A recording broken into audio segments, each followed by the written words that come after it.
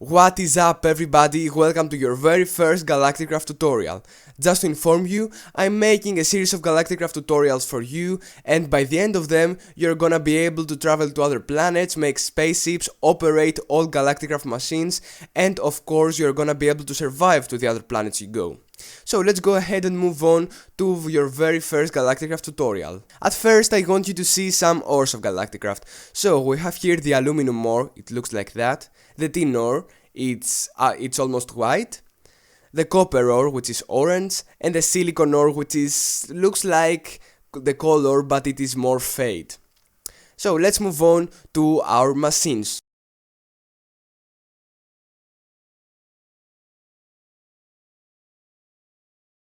Hello again and welcome to my laboratory where there are all the basic devices needed for Galacticraft.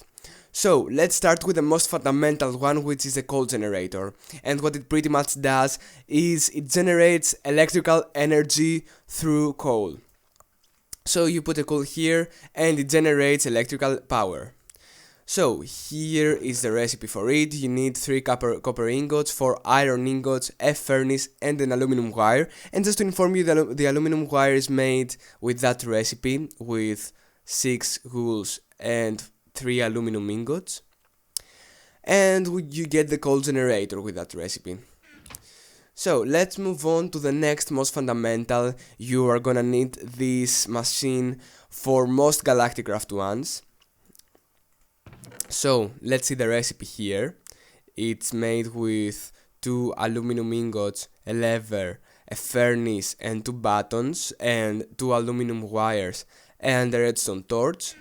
And what it does is that with all the things shown in here and according to what you put here, it makes the equivalent wafer.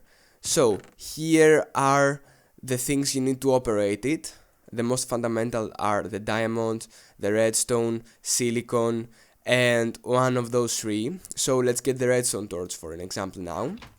Let's put the diamond here, 2 silicons as needed, a redstone, and because we're going to make a basic wafer, we just put a redstone torch here. As you can see, it's processing. Also, it needs electrical energy, so you're gonna need to connect the Circuit Fabricator with a coal generator.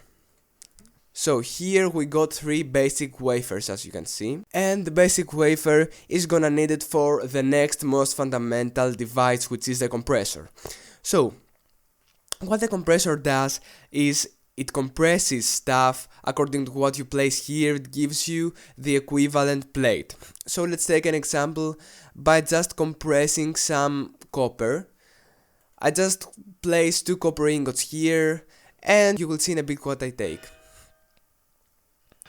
It works with coal, as you can see, and I took a plate of compressed copper, tin, aluminum, compressed tin and compressed copper, and you place the equivalent ingots. And here are some more complicated, like compressed bronze, where you need to add a compressed copper plate and a compressed tin plate, and the steel, where you need to place a compressed iron plate and 2 coals.